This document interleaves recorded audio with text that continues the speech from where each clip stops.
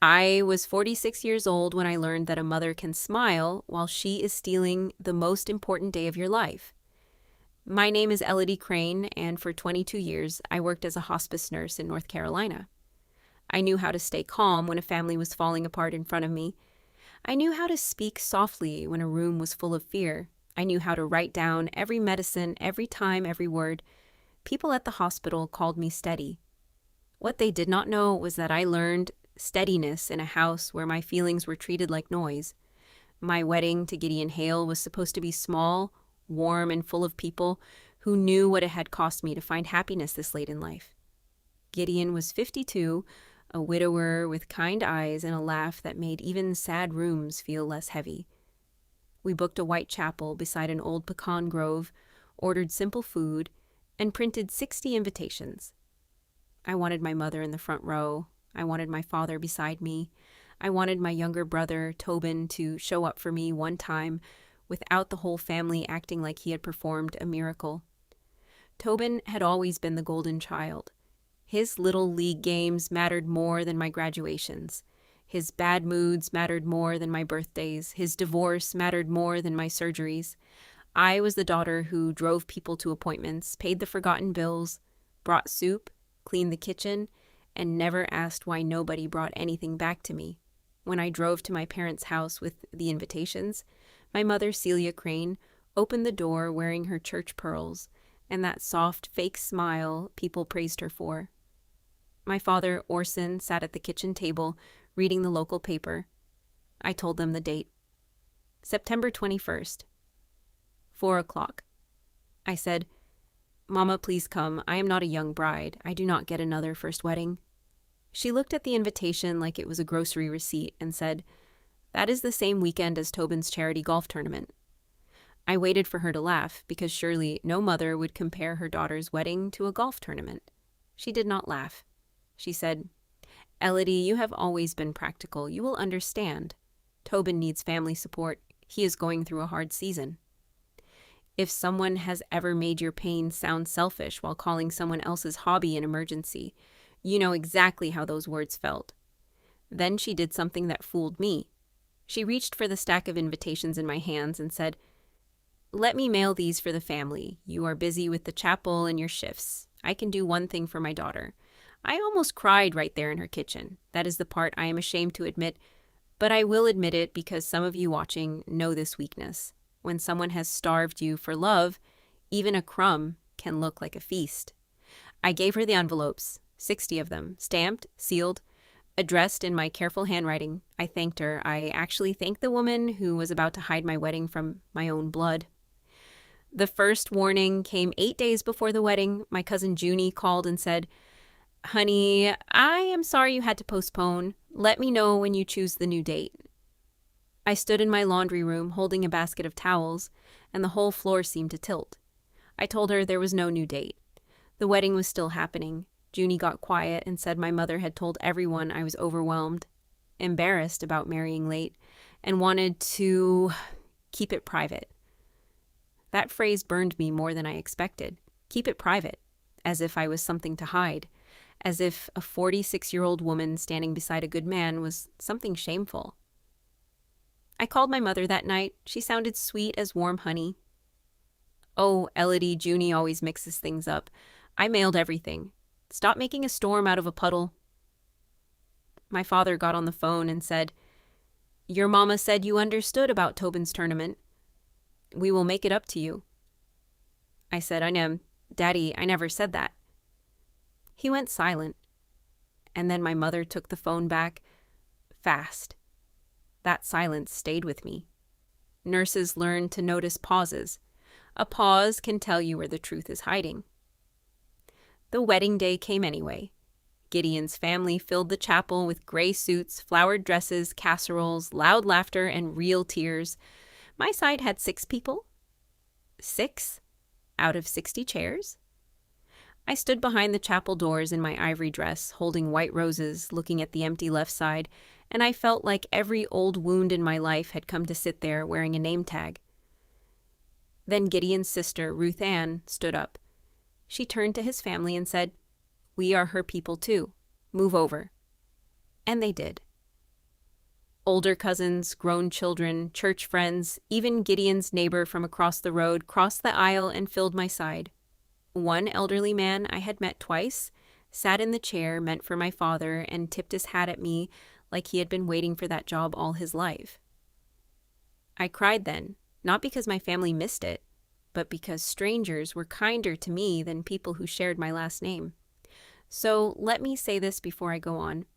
If your own family left empty chairs in your life, do not mistake that emptiness for your value.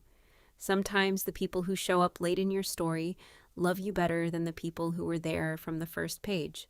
Tell me in the comments if you have ever been adopted by kindness from people who were not blood, because those people saved me before the revenge ever began. Our photographer, a young woman named Lacey, posted a short video that night. It showed the empty bride's side first, then it showed Gideon's family crossing the aisle. Then it showed me walking in alone until Gideon's older brother stepped forward and offered his arm. Lacey captioned it. When her family did not come, his family became hers? I thought maybe a few people would cry over it and move on.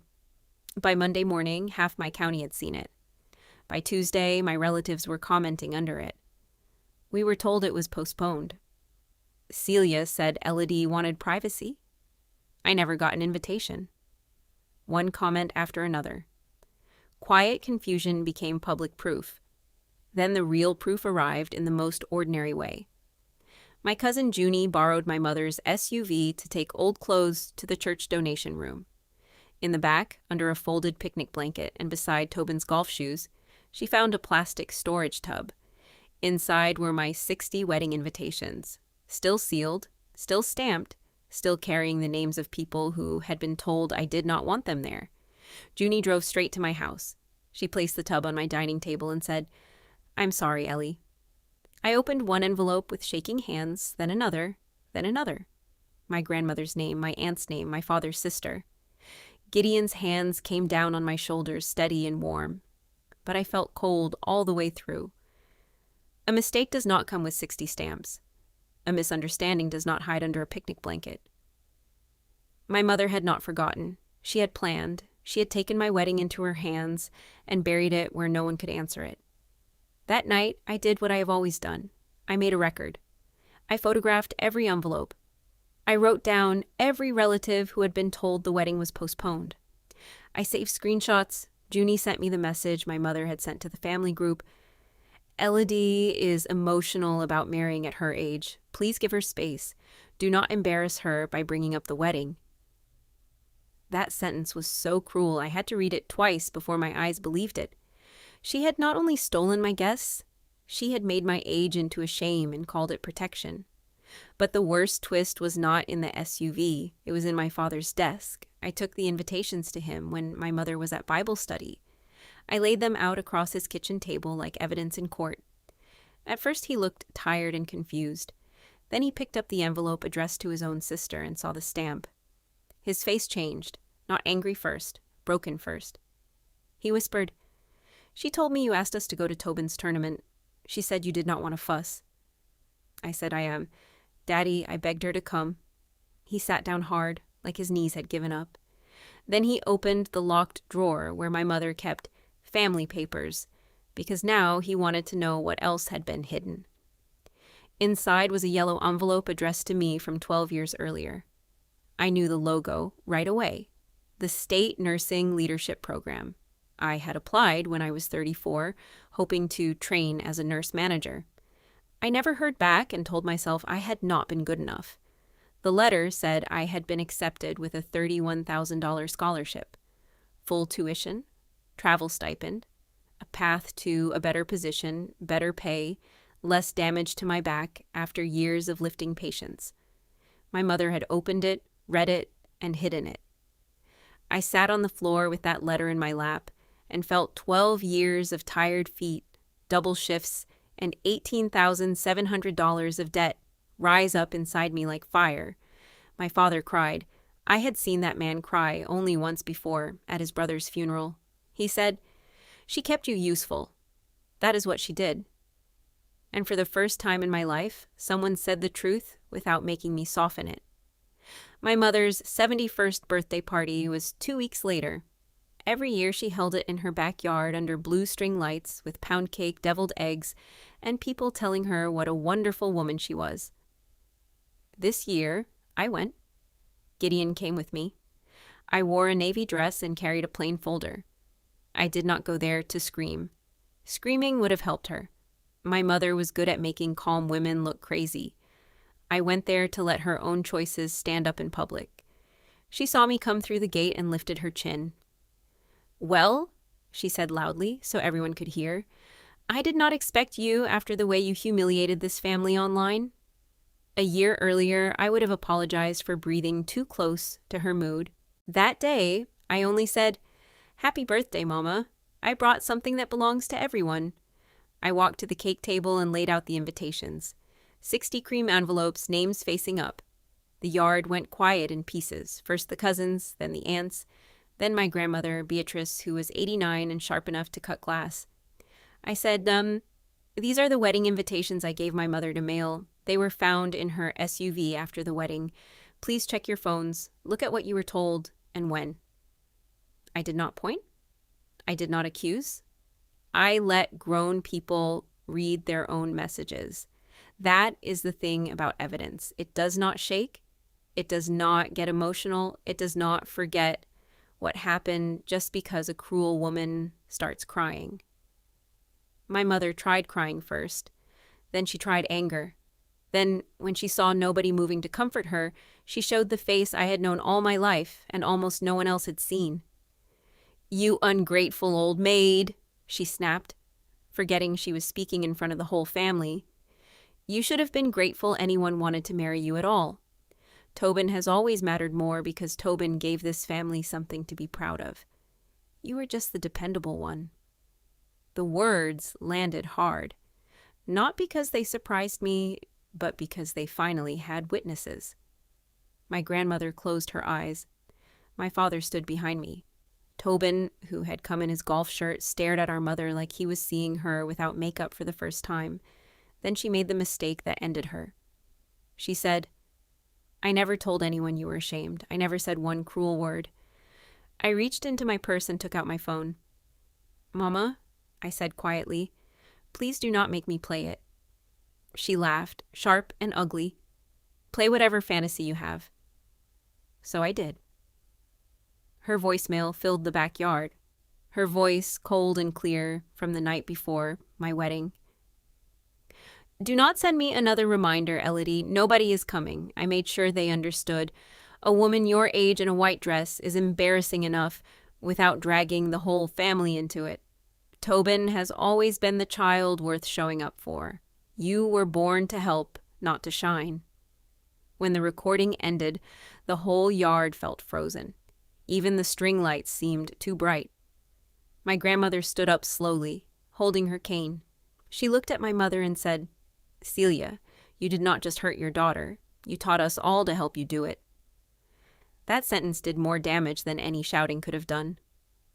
My father walked to my side and said, in front of everyone, "I'm moving out tonight." Tobin sat down like someone had cut the strings holding him up. He whispered, "Mama, you told me her wedding was in October." And there it was. She had lied to him, too. She had protected her golden boy from guilt by stealing the truth from him. People did not storm out. Older families rarely end things like movies. They gathered purses, folded napkins, took children by the hand. My aunt kissed my cheek and said she was sorry. Junie hugged me so hard I could barely breathe. My grandmother left with Gideon's arm under hers and did not say goodbye to my mother. The birthday cake sat untouched, her name written in blue frosting, while the yard emptied around her. That was the revenge. Not fire, not screaming. Just a cruel woman standing beside her own cake while every person she had managed for years finally saw the manager. After that, my father filed for separation. Tobin called me 3 days later and cried in a way I had never heard from him. I did not become close to everyone overnight. Life is not that neat. But I stopped carrying the family lie. I framed the nursing scholarship letter and hung it in my hallway, not to hurt myself, to remind myself. I was accepted, I was capable, I was stolen from, but I was not stopped. And my mother? She has never truly apologized. She sent one card that said, "Mistakes were made," as if the stamps had walked into her SUV by themselves. I mailed it back unopened. That was not revenge. That was peace. Sometimes peace is not letting a person rewrite the ending after they spent your whole life trying to shrink the beginning. So if someone in your family keeps telling your story in rooms where you're not allowed to speak, stop begging for a seat at their table. Bring the proof into the light. Let the people who love truth read it for themselves. And remember this, you are not too old to be chosen, not too late to be loved, and not too small to stand up straight. My mother hid 60 invitations, but she could not hide the woman I became after I found them. Commentary, discussion, explanation, and lessons. Now let's slow down and talk about what really happened in this story, because this was not only about a wedding. This was about a woman who spent almost her whole life being useful to her family, but not truly valued by them. Elodie was not asking for something big or impossible. She only wanted her family to sit in the chairs she had saved for them. She wanted her mother, her father, her brother, and her relatives to witness one important moment in her life. But her mother did something deeply cruel. She did not simply miss the wedding. She secretly blocked other people from coming too. That is what makes this betrayal so painful. It was not careless. It was planned. When Celia hid those invitations, she was doing more than hiding paper. She was hiding Elodie's joy. She was hiding her dignity. She was trying to control the story before anyone else could see the truth. And this is something many people understand in real life. Some families do not hurt you in loud ways. They hurt you quietly. They make you look dramatic. They tell other people that you are sensitive, confused, difficult, or emotional. Then, when you finally speak, everyone thinks you are the problem. That is why Elodie's calmness mattered so much. She did not fight lies with more lies. She fought them with proof. The empty chairs at the wedding were heartbreaking, but they also showed something beautiful. Gideon's family crossed the aisle and filled those seats. That moment was powerful because it showed that family is not only blood. Sometimes the people who choose you later in life can love you more honestly than the people who knew you from birth. Elodie had spent years believing she had to earn love by being helpful, quiet, and dependable. But on her wedding day, people gave her love freely. They did not ask her to prove anything first. That is a very important emotional turn in the story. The revenge in this story is not loud revenge. It is not about screaming, breaking things, or destroying someone with anger. The real revenge is truth. Elodie kept the invitations, the screenshots, the voicemail, and the hidden scholarship letter. She did not create fake drama. She simply placed the evidence in front of the same people who had been fooled. And that is why Celia lost control. Her power worked only when everyone was kept in separate rooms. Once the family compared notes, the lie could not survive. This is one of the strongest points in the story. Lies need darkness, but truth only needs light. The scholarship letter added another deep layer. It showed that Celia's behavior was not new. She had been holding Elodie back for years. She wanted Elodie to stay useful, available, and small. That kind of control is very painful because it can make a person doubt their own worth. Elodie thought she was rejected from that program. She thought she was not good enough, but the truth was different. She had been accepted. Someone else had stolen that chance from her. Still, she became a nurse anyway. That part shows her strength. She was delayed, but not defeated. The birthday party scene is important because Elodie finally stopped shrinking. She walked into the same backyard where her mother had always controlled the room, but this time Elodie did not play the old role. She did not beg. She did not cry for permission. She stayed calm. And because she stayed calm, Celia exposed herself. The cruel words came out in front of everyone. The voicemail made it impossible to deny. That was the moment the family saw the real face behind the sweet, public mask. So what can we learn from this story? First, do not ignore patterns. One painful event may be a mistake, but repeated cruelty is a pattern. Second, proof matters. When someone keeps twisting your words, save messages, dates, and details, not to become bitter, but to protect your peace. Third, You do not have to keep protecting people who keep hurting you.